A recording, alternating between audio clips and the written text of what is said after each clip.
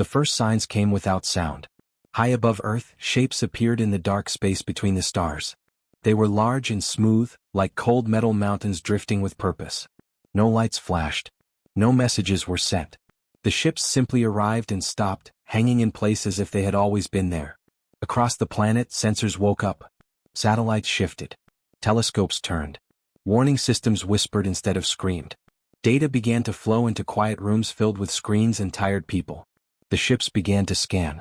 Invisible waves spread out from them, touching Earth from pole to pole. They measured oceans and cities, mountains and machines. They counted ships, planes, tanks, and missiles. They read energy output and weapon ranges. Every tool made for force was seen and weighed. The results were clear. Human strength was small.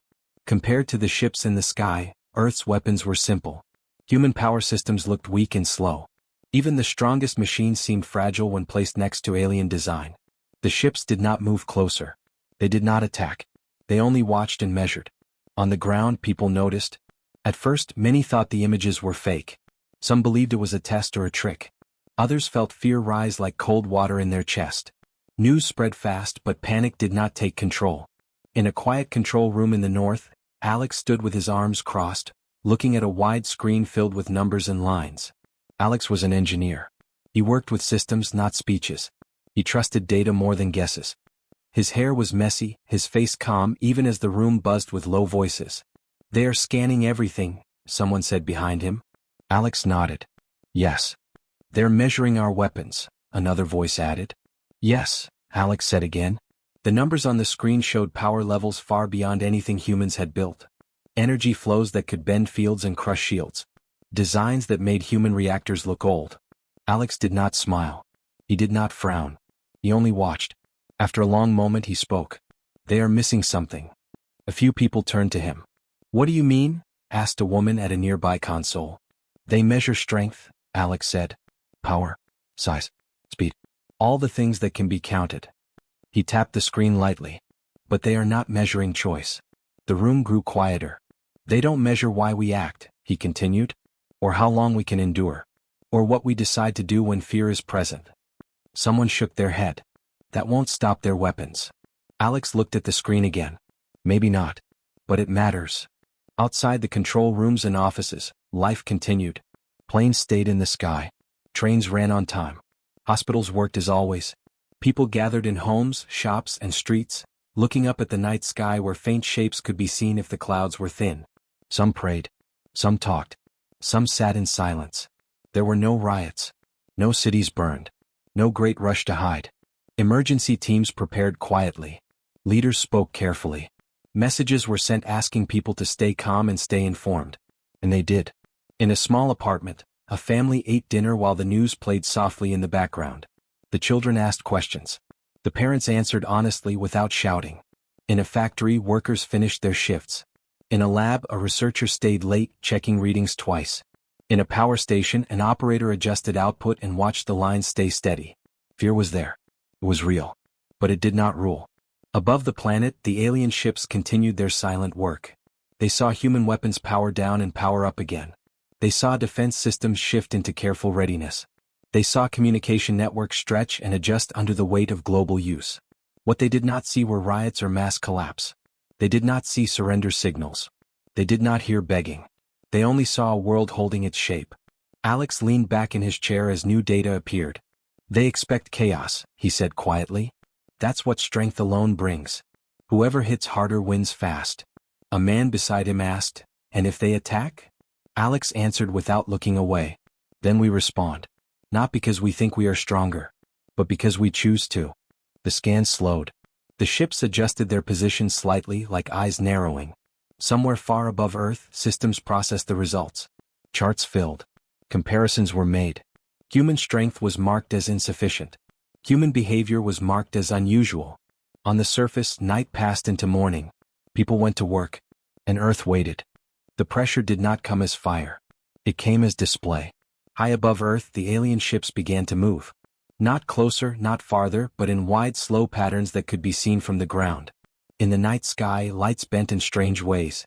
Stars seemed to stretch and snap back into place. The moon's shadow shifted for a few seconds, then returned to normal. It was done on purpose. Across the planet, systems felt the change. Power grids trembled, not enough to fail, but enough to warn. Communication signals bent and delayed. Satellites reported errors that vanished as quickly as they came. It was a test. Cities felt it like a deep vibration under the skin. People stopped in the streets and looked up. Screens flickered in offices. Trains slowed, then continued. Air traffic controllers spoke more carefully, spacing flights wider apart. Fear grew. But it did not turn into panic. In a large hospital near the coast, Emma stood in a long white hallway under bright lights. She had been awake for many hours. Her eyes were tired, but her hands were steady. The emergency room was full, not with injuries from attack, but with stress. People came in with fast hearts, short breath, shaking hands. Old fears woke up. New worries took shape. Emma moved from bed to bed, speaking in a calm voice. "You're safe right now," she said again and again. "Breathe slow. Stay with me." Outside the windows, the sky glowed faintly even though it was late. The alien ships were visible as thin lines of light, far away but impossible to ignore. A nurse walked beside Emma. "They're doing it again," she said. Emma nodded. She felt the hum in the building as machines adjusted to small power changes.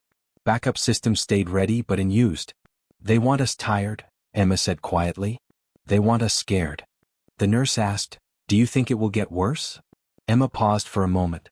Then she said, "Maybe. But we will keep working." And she did. She skipped breaks. She checked machines herself when alarms sounded. She spoke to families waiting in hallways, explaining what little was known without adding fear. When the lights dimmed for 3 seconds and came back, no one screamed. People held hands. Someone laughed softly, a short sound of release. Above the clouds, the alien ships recorded everything. They pushed pressure into Earth's systems again. A little more each time. Not enough to destroy but enough to test limits. Power grids bent and held. Water systems slowed then stabilized. Data networks rerouted traffic with small losses and quick fixes. Human systems adapted. In the sky, far from cities, John sat in the cockpit of a cargo plane. The lights of the control panel glowed steady. The radio was quiet except for short updates. There were no clear orders. Command centers were busy. Plans were being written and rewritten. Some flights were grounded as a safety step. John looked at his fuel levels. He looked at the cargo list. Medical supplies. Food packs. Spare parts for power stations. He knew where they were needed. He pushed the throttle forward. No one told him to go. No one told him to stop. He flew low and steady, avoiding stress zones reported by satellites. The sky shimmered once as a distant alien ship shifted position, but nothing touched his plane. At a small airfield, people waited. When John landed, ground crews rushed forward, not with fear but with focus. "Did they clear this run?" someone asked. John shook his head. "Not officially." The man smiled once. "Good timing anyway." Supplies were unloaded fast. John did not stay long. He refueled and took off again. Across the world, others made similar choices. Engineers worked without waiting for praise. Teachers kept classes calm. Store owners limited prices instead of raising them. Neighbors checked on neighbors. Messages spread not from one leader but from many people.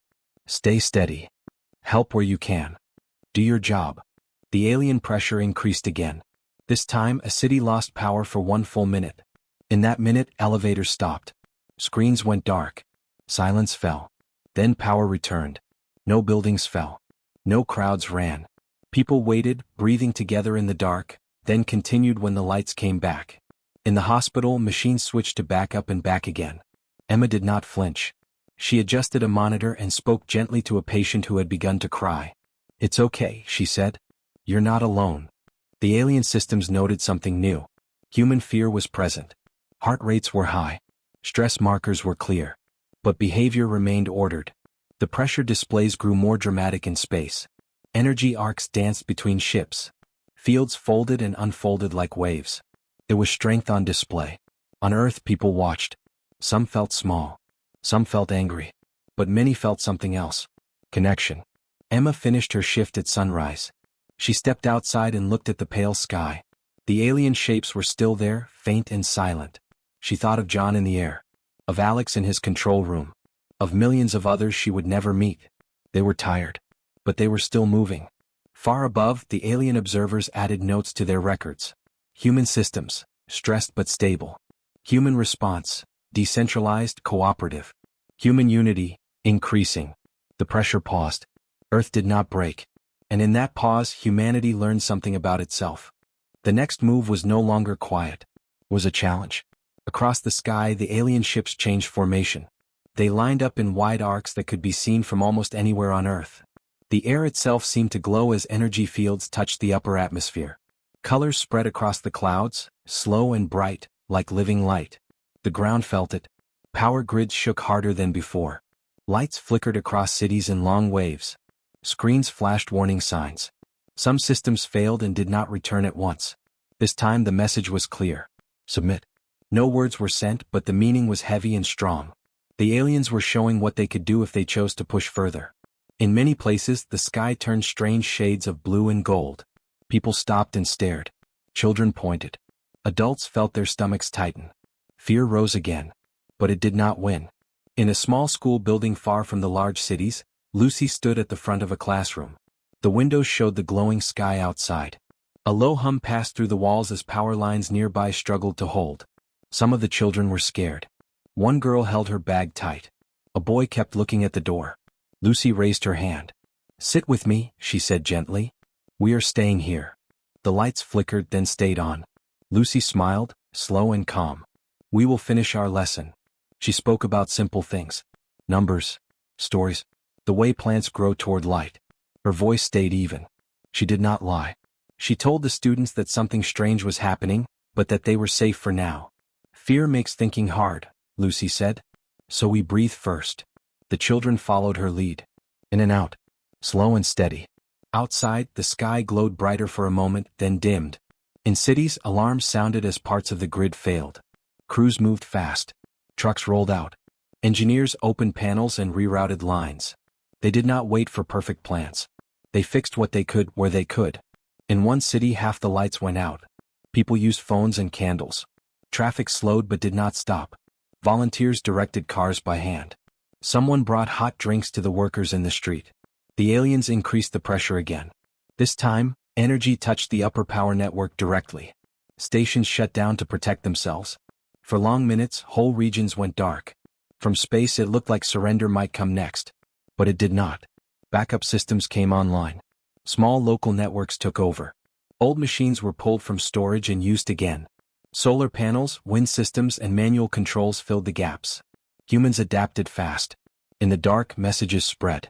Not official commands. Not speeches. Simple words. "We are still here. Stay calm. Help each other." Phones passed these messages from hand to hand. Radios picked them up and repeated them. Notes were written and taped to doors. Hope moved faster than fear. Lucy's school lost power in the middle of the day. The classroom went quiet. A few children gasped. Lucy clapped her hands once. "Books open," she said. "We can read without lights." She moved the class closer to the windows. Sunlight still reached the room. Lessons continued. When a loud sound rolled across the sky, Lucy paused and looked up. She felt fear then, sharp and cold. But she did not show it. She looked back at the children. "We stay kind," she said. "That matters." Far above Earth, the alien ships sent new signals. These were not scans or displays. They were challenges, sharp pulses meant to break systems and force a clear response. Human networks bent. Then changed shape. Paths rerouted. Loads shifted. Systems learned. Repairs happened while failures were still active. It was messy. It was imperfect. But it worked. In hospitals, backup power held. In airports, flights were delayed, not canceled. In homes, people shared food and space. No surrender signal was sent. No white flag appeared.